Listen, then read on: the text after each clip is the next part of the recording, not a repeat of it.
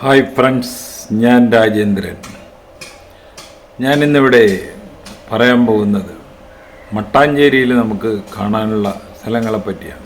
മട്ടാഞ്ചേരി എന്ന് പറഞ്ഞു കഴിഞ്ഞാൽ കേരളത്തിലെ ആദ്യത്തെ മുനിസിപ്പാലിറ്റി മട്ടാഞ്ചേരിയാണ്. അപ്പോൾ ഇത് ഏകദേശം എറണാകുളം സിറ്റി ടൗണിൽ നിന്ന് നമുക്ക് ഒരു 10 കിലോമീറ്റർ ഡിസ്റ്റൻസ് ഉണ്ട്.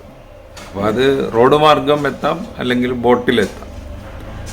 ബോട്ടിലെത്തിയാൽ നമുക്ക് ജൂൾസ് സ്ട്രീറ്റ്, അവിടെ ഒരു ബോട്ട് ജെട്ടി ഉണ്ട്. ആ ബോട്ട് ജെട്ടിയിൽ വന്ന് ഇറങ്ങാം. അപ്പോൾ പിന്നെ മട്ടാഞ്ചേരിയിൽ കാണേണ്ട സ്ഥലങ്ങളൊക്കെ അവിടെ നിന്ന് നമുക്ക് തുടങ്ങാം. അപ്പോൾ ഏറ്റവും പ്രധാനമായിട്ട് 5 സ്ഥലങ്ങളാണ് നമുക്ക് കാണാനുള്ളത്. അതിലൊന്ന് ഡച്ച് പാലസ്, അല്ലെങ്കിൽ മട്ടാഞ്ചേരി കൊട്ടാരം. പിന്നെ ജൂൾസ് സ്ട്രീറ്റ്, അത് കഴിഞ്ഞ് പോലീസ് മ്യൂസിയം, പിന്നെ പരദേശി സിനഗോഗ് അല്ലെങ്കിൽ ജൂതപ്പള്ളി, പിന്നെ ജൈന ടെമ്പിൾ, ജൈനന്മാരുടെ ഒരു ടെമ്പിൾ. ഇത്രയാണ് നമുക്ക് മട്ടാഞ്ചേരിയിൽ കാണാനുള്ളത്. ആദ്യമായിട്ട് ഞാനിവിടെ പറയാൻ പോകുന്നത് ഡച്ച് പാലസ് അല്ലെങ്കിൽ മട്ടാഞ്ചേരി കൊട്ടാരത്തിനെ പറ്റിയാണ്. അപ്പോൾ നമ്മൾ കാർ പാർക്കിങ്ങിൽ ഇവിടെ നോക്കുമ്പോൾ തന്നെ ഒരു വലിയ ഗേറ്റ് കാണാം. അതിലൂടെ അകത്തോട്ട് കടന്നു കഴിഞ്ഞാൽ നമ്മൾ മട്ടാഞ്ചേരി കൊട്ടാരത്തിലോട്ടാണ് കടക്കുന്നത്. കൊച്ചി രാജാക്കന്മാരുടെ തലസ്ഥാനം മഹോദയപുരത്തായിരുന്നു. അപ്പോൾ സാമൂതിരിയുടെ നിരന്തരമായുള്ള ആക്രമണം കാരണം അവർ തലസ്ഥാനം കൊച്ചിയിലേക്ക് മാറ്റി. ഇത് ഒരു 15-ാം നൂറ്റാണ്ടിൽ ആണ് ഇത് സംഭവിക്കുന്നത്. അപ്പോൾ ആ സമയത്താണ് പോർച്ചുഗീസുകാർ കൊച്ചിയിലെത്തുന്നത്.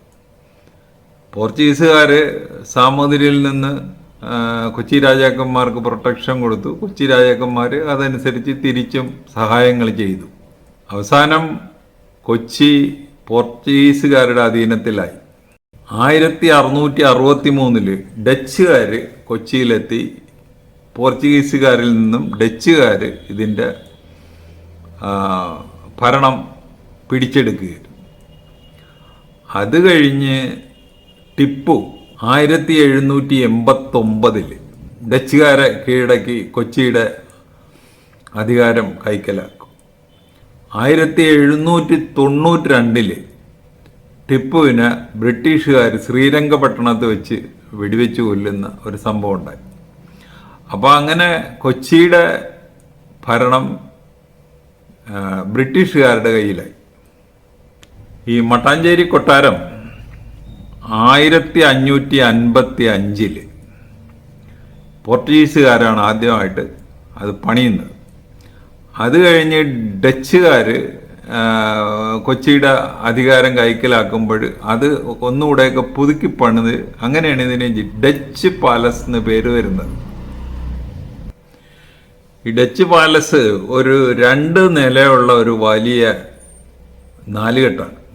ഇതിൻ്റെ നടുമുറ്റത്ത് കൊച്ചി രാജാക്കന്മാരുടെ കുലദേവത ആയ പഴയന്നൂർ ഭഗവതിയുടെ ഒരു അമ്പലം ഉണ്ട്. ഈ കൊട്ടാരം ഇന്നൊരു മ്യൂസിയമാണ്. അവിടുത്തെ ഇപ്പോഴത്തെ എൻട്രി ഫീസ് 5 രൂപ. ഈ കൊട്ടാരത്തിൽ അഭിഷേകമുറി, കോവണിത്തളം, അന്തഃപുരം, ഭക്ഷണമുറി എന്നിവയാണ് ഉള്ളത്, പ്രധാനമായിട്ടും ഉള്ളത്. അതുപോലെ ഇതിൻ്റെ ഭിത്തികളിൽ ഇന്നർ സൈഡിലുള്ള ഭിത്തികളിൽ നാച്ചുറലായിട്ട് കിട്ടുന്ന വർണ്ണങ്ങളുമുണ്ട്, ചുവർ ചിത്രങ്ങൾ വരച്ചു വെച്ചിട്ടുണ്ട്. പള്ളിയറയിൽ ശ്രീരാമൻ്റെ ജനനം മുതൽ പട്ടാഭിഷേകം വരെയുള്ള ചിത്രങ്ങൾ, ചുവർ ചിത്രങ്ങൾ നമുക്ക് കാണാം. മറ്റു മുറികളിലെ പ്രധാന ചിത്രങ്ങൾ ഗണപതി, വിഷ്ണു, ശിവപാർവതി, അർദ്ധനാരീശ്വരൻ, ഇതൊക്കെയാണ് മറ്റു മുറികളിൽ. ഇനി അന്തഃപുരത്തിൽ വരച്ചു വെച്ചിരിക്കുന്ന പടങ്ങൾ ഏതൊക്കെയാണെന്ന് വെച്ച് കഴിഞ്ഞാൽ കൃഷ്ണലീല, അതുപോലെ തന്നെ ശിവനും മോഹിനിയും, ശിവപാർവതി, ഗോവർദ്ധനധാരി കൃഷ്ണൻ, അതുപോലെ കോവണി തളത്തിൽ അപൂർവങ്ങളിൽ അപൂർവമായ ചില ചിത്രങ്ങളുണ്ട്. ശിവപാർവതി പരിണയം, നർത്തകി, ടിപ്പുവിൻ്റെ ചില ഒരു അപൂർവ രേഖാചിത്രമുണ്ട്, ഹനുമാൻ. ഈ കൊട്ടാരം മ്യൂസിയം ആണെന്ന് പറഞ്ഞല്ലോ, അപ്പം മ്യൂസിയത്തിലോട്ടുള്ള എൻട്രിയാണ്.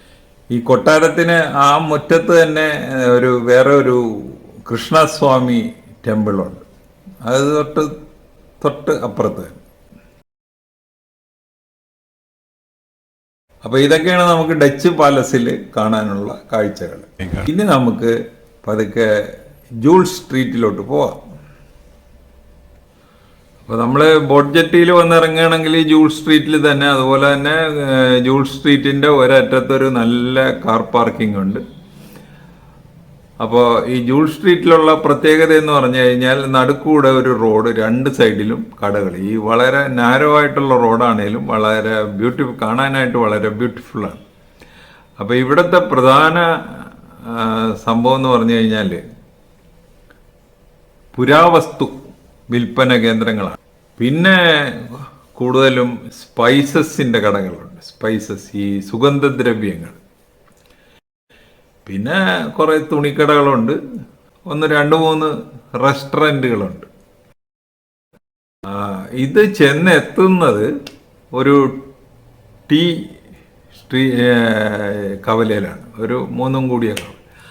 അതിൽ ഒരു സൈഡിലോട്ട് നമ്മൾക്ക് തിരിഞ്ഞാൽ പോലീസ് മ്യൂസിയം കാണാം, മറ്റേ സൈഡിലോട്ട് തിരിഞ്ഞാൽ നമുക്ക് പരദേശി സിനഗോഗ് അല്ലെങ്കിൽ ജൂതപ്പള്ളിയിലോട്ട് പോവാം. അപ്പോൾ നമ്മുടെ കേരള പോലീസിൻ്റെ ചരിത്രം നമുക്ക് കാട്ടിത്തരുന്ന ഒന്നാണ് ഈ പോലീസ് മ്യൂസിയം. അപ്പോൾ പുരാവസ്തുക്കൾ കാണണം എന്നാഗ്രഹിക്കുന്നവർക്ക് ഈ പോലീസ് മ്യൂസിയത്തിൽ പോകാവുന്നതാണ്. അപ്പോൾ നേരെ എതിർദിശയിലോട്ട് പോയാൽ നമ്മൾ ജൂതപ്പള്ളിയിലെത്തും. അപ്പോൾ നമ്മൾ ഈ കാണുന്നതാണ് ജൂതപ്പള്ളി അല്ലെങ്കിൽ പരദേശി സിനഗോഗ്. ഈ പള്ളി പണി കഴിപ്പിച്ചത് 1568-ലാണ്. അപ്പോൾ അതിൻ്റെ പഴക്കം നമുക്ക് ഊഹിക്കാവുന്നേ ഉള്ളൂ. അപ്പോൾ ഇതിന് അവിടെ ഒരു എൻട്രി ഫീസൊക്കെ ഉണ്ട്, ഒരു 10 രൂപ. അപ്പോൾ അതിൻ്റെ ഉള്ളിൽ കടന്നു കഴിഞ്ഞാൽ ചരിത്രപരമായ പല കാഴ്ചകളും നമുക്ക് കാണാം. അതുപോലെ തന്നെ മതപരമായ പല കാഴ്ചകളും നമുക്ക് അവിടെ കാണാം. മട്ടാഞ്ചേരിയിലുള്ള ജൈനക്ഷേത്രം, ഇവിടെ രാവിലെ മാത്രമേ ഉള്ളൂ പ്രവേശനം, അതുകൊണ്ട് ഇപ്പോൾ അടച്ചിട്ടിരിക്കുക.